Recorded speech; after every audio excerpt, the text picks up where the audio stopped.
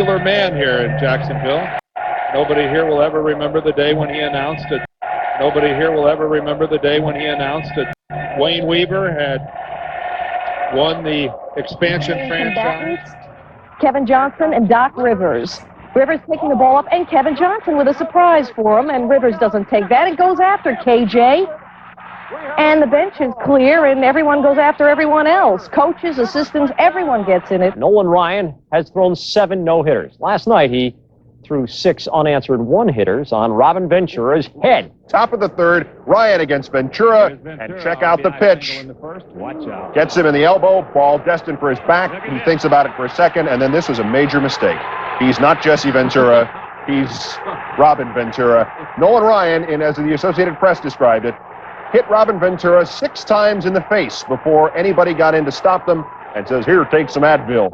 You're involved in a ball game, and you're trying to make pitches, you're trying to do your job, so, I mean, that's part of the same in your mind, you know, when you think about it. And if that situation comes up, then you just react to it. They're coming out with the intent to hurt you, and so you have to... Differentiates hockey from the other 3 major team sports in this country is that you carry a stick. The Isles up 4-1. Pierre Turgeon in the third period makes them pay. Dale Hunter follows with a cheap shot. Turgeon out 4 to 6 weeks with a separated shoulder and a concussion. There's a perfect example. The league says they want to clean up the game. Well, Mr. Bettman's got his first chance to clean it up because Hunter's been doing it for a lot of years.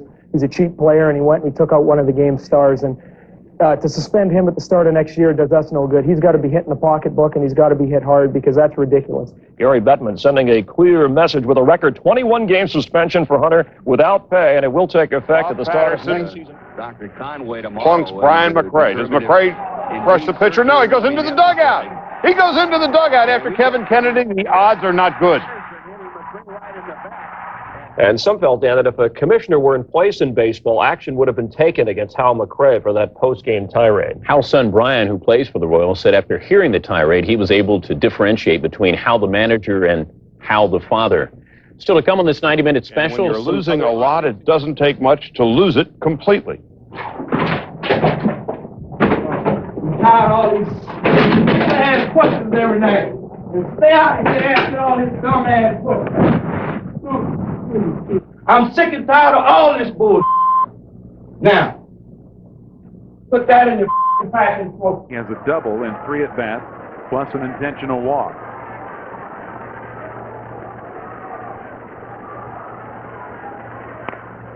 Grounded up the middle. Right there is Fletcher to Guillen to Lyons.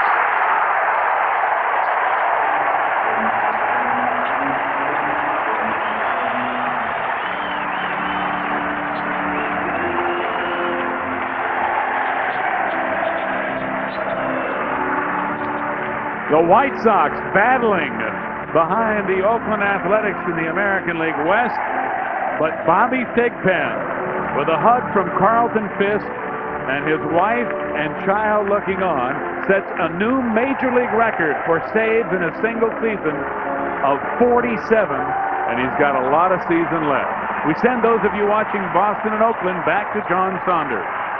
Thanks a lot, Steve and Bob, and what another great moment here in baseball history. Bobby Thigpen, his 47th save of the year, that a Major League record, surpassing Dave Righetti. Righetti with 46 back in 1986. Another note, it took Dave Righetti 74 games to get those 46 saves. This is game number 65 for Bobby Thigpen. He still has a month left in the season. He also had 13 saves in August. That tied a Major League record, but 47 is the Major League record, and he'll certainly have a chance to go over the 50 mark. Dennis Eckersley, you see him on the list, he could surpass 47 as well. Right now, however, let's get back to Boston in Fenway Park and rejoin John Miller and Joe Morgan. It's 9-5.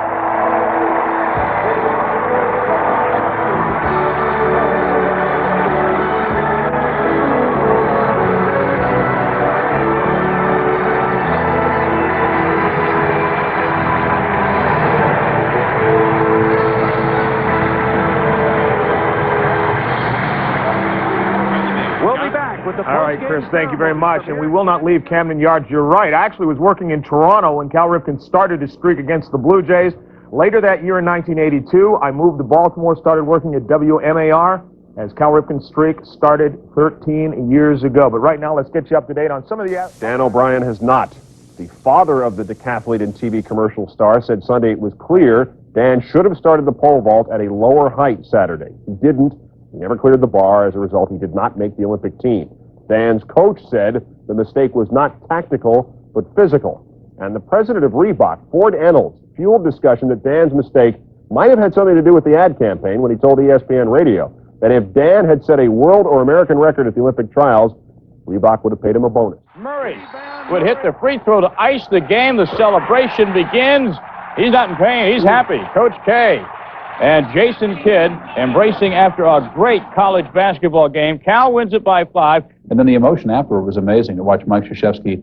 Every time that we went out on the court, I knew that they would give me their bodies, their minds, and their hearts. I'm only sad that I can't do it anymore with them.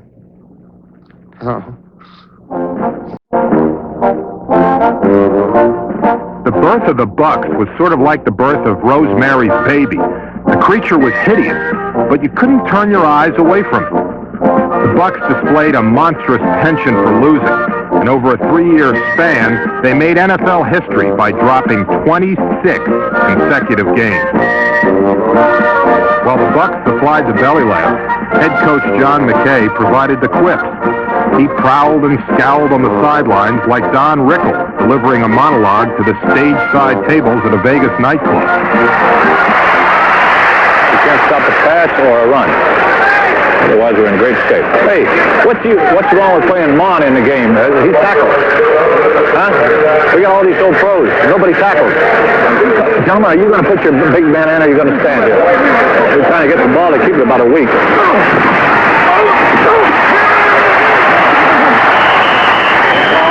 How the hell are you going to get them off the back? Boy, these guys are almost gutless. And the ones that aren't that are brainless. We had to scramble out of it, but a lot of sacks. Well, we didn't block them, no. But we made up for it by not tackling.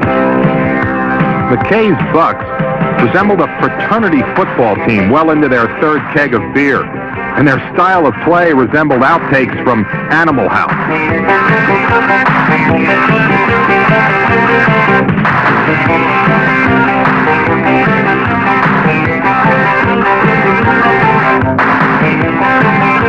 What we needed was Newt Rockney, and he was not here. We will attempt to come back next Sunday in Tampa Stadium in front of our own crowd. We've now proven we can't play on the road or in front of our own crowd. So we would like to have a neutral site. We went through 8 quarterbacks. Every time I looked up, start that guy. We had no audible system because we had the left guard was from Nova Scotia and the right guard was we just picked up from Philadelphia. They barely knew each other's names. These pushovers in the pumpkin-colored jerseys suffered a lot of early knockouts. But in 1979, a fairy tale transformation occurred. The Pumpkins turned into a fleet of golden coaches and won the NFC Central Division title. The Bucks had gone from worst to first, and they've been strong contenders ever since. The reason I had a 5-year plan, I had a 5-year contract. So I had a 6-year plan, if I had a 6-year contract or a 3-year plan. And so now they says, how can McKay be so intelligent? It's 5 years. Well, that was the length of the contract. That's how intelligent I am. While the Bucks eventually wore the look of a winner. Desiree Washington, the woman Mike Tyson was convicted of raping, has filed a civil lawsuit against him. Washington's lawyer says the suit was filed because of Tyson's glib attitude and lack of remorse, since Tyson has maintained his innocence. You'll recall in her first interview after Tyson was convicted, Washington told ABC's Barbara Walters that she would have never brought Tyson to trial if he had shown the slightest bit of remorse. I can only pity this man because he's sick. And if he had come to me any time before or gone to his lawyers or to anyone and said, I was wrong. You know, the first step to any recovery is admitting that you have the problem. I admit that I have a problem and I need help.